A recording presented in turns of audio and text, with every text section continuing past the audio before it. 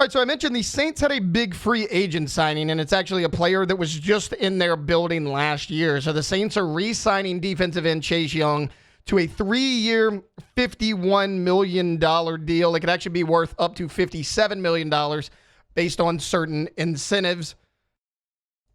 Look, if you remember when they signed Young a year ago, the biggest concern with him was, can Chase Young stay healthy? He won Defensive Rookie of the Year back in 2020. He had 7.5 sacks, but he tore his ACL early in 2021. He only played 3 games during the 2022 seasons. He had 7.5 sacks combined between the Commanders and the Niners in 2023 because, once again, he was in and out of the lineup. When you signed him, you knew the talent was there, right? I mean, he's a number 2 overall pick. He played at Ohio State. He won basically every award a defender can win in college along the defensive line. Again, I mentioned he was a Defensive Rookie of the Year. Your biggest concern when you signed Chase Young was, can he stay on the field? He did that. I mean, he played in every game for you a year ago. He had 5.5 sacks. He had 8 tackles for a loss. A handful of tackles as well. He was pretty good for you. As a matter of fact, he was tied for 11th in terms of total pressures all across the NFL. It was that 1-year, $13 million prove-it deal that a lot of guys sign when they're injured. They want to show that they could make an impact. And he did, and the Saints rewarded him for it.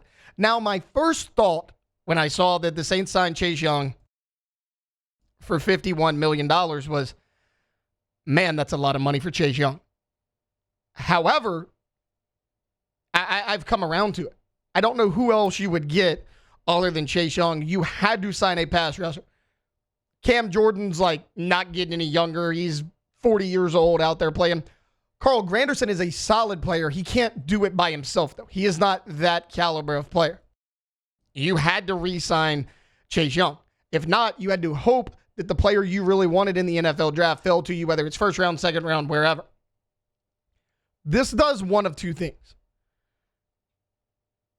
It allows you to have your draft strategy in round 1 become a little bit more clear. The draft picture for the Saints is kind of clearing up because not only do you re-sign Chase Young, so here's your defensive ends. You're probably still going to sign one. You don't have to use a first-round pick on a guy unless there's someone there that you absolutely love, and if you do, do it. I mean, if a Mykel Williams falls to you at 9 or you're in love with somebody else, Jalen Walker's a guy we talked about yesterday. If you absolutely love one of those guys, by all means, take them. But defensive line is now nowhere close to being your biggest need because on the edge, you have Chase Young, Cam Jordan, Carl Granderson, and then in the interior, you have Brian Bresee. You signed Devon Godshaw yesterday.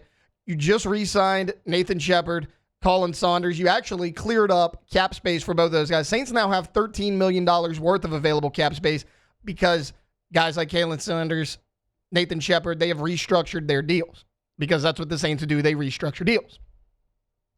So you have all those guys, D-line, on the edge. That's no longer your biggest need. It also tells me that the Saints definitely believe that this team can win now. I don't believe that. I don't think this team is good enough. Are they going to get better in the draft? I sure hope so if they hit on all their players. They have a prime spot right there at number 9 to grab a game-changing player. The problem is, I don't trust Mickey Loomis to do it. At least not hit on almost every draft pick. He's been very hit and miss, especially in recent years. I mean, we know about the first-round misses. Marcus Davenport, Peyton Turner. Honestly, I think Cesar Ruiz is a first-round miss. Book's still out on Trevor Penning, but it doesn't look great. Chris Olave appeared to be a hit, but he's had so many concussions. How much longer is he actually going to be on your roster? But it's no longer your biggest need. It is a need. It is not your biggest need. You're paper thin at corner. We talked about that yesterday. You basically have one proven safety on your roster. Jordan Howden's he's been up and down. So outside of Tyrann Mathieu, you don't really have anything there. You still need pass catchers. I mentioned the health of Olave. I don't think Rashid Shaheed is a wide receiver 2 in the NFL. I think Rashid Shaheed is a wide receiver 3 in the NFL. A good one. If you want to win football games, Rashid Shaheed needs to be your wide receiver 3, not your wide receiver 2. But again, that's far from your biggest issue as well. And then I also looked at, okay, well, if you let Chase Young go, who else could you have potentially signed? We obviously know about Joey Bosa, right? He's the big name. The Chargers let him go. Look, he is all but locked up with the 49ers. We know about him. I think he would have cost you a little bit more than a Chase Young. And his numbers were very similar to Chase Young's only because he hasn't been able to stay on the field. You have the opposite concern with Joey Bosa that you do Chase Young. Chase Young, you're waiting for him to break out, have that dominant season. You were hoping he could stay healthy. He's done that. Joey Bosa, on the other side, has had dominant seasons. The problem is, in the last 2.5 years, he hasn't been able to stay on the field. If you're the Saints, you have to stay away from that because that's a big problem you've had with a lot of your draft picks and your high caliber free agents in the past few years. Another big name that had kind of recently, up until yesterday, been linked to the New Orleans Saints is Matthew Judon. You guys know the name. He's been with the Baltimore Ravens, the New England Patriots, most recently the Atlanta Falcons. He's been a big-time player in this league for a number of years.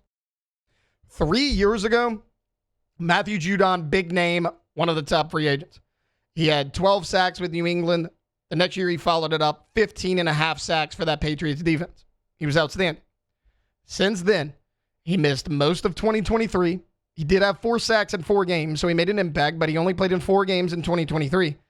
Last year, Judon, 5.5 sacks, 7 tackles for a loss in 15 games. That's essentially what you got from Chase Young. And just like Joey Bosa, I think because of name recognition, what he's done in the past, Matthew Judon would probably carry a bigger price tag than a Chase Young. Not to mention, Chase Young, only 25 years old. Matthew Judon is 32.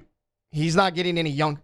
If you sign Matthew Judon, you basically just got another Cam Jordan at this point in their career.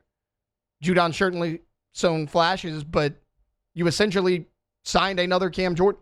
You needed to get younger at this position with a talented player that is proven, that can show they can stay healthy. Chase Young checks all those boxes.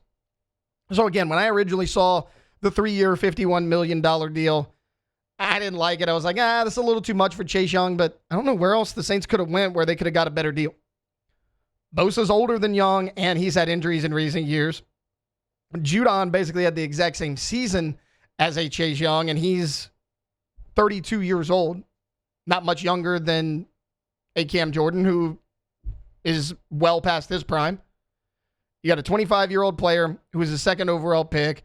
He's a former defensive rookie of the year. You know that if he plays a full season, he can make an impact for you. I just mentioned he was 11th in the league in terms of pass rushing pressure across the entire league. I think this is a good signing. I think this is something you had to do. Now, whether it was Young or somebody else, you had to shore up that defensive line.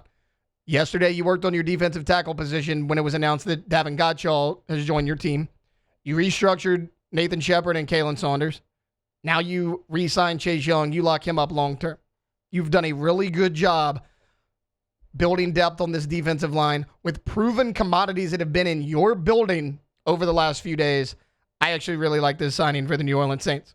Hey, it's Hunt. Thanks for watching Hunt on Saints. Before you leave, help us out a little bit. Hit that like button, leave your comments in the section below, and hit that subscribe button so you get all our content right here from Hunt on Saints. We'll see you next time.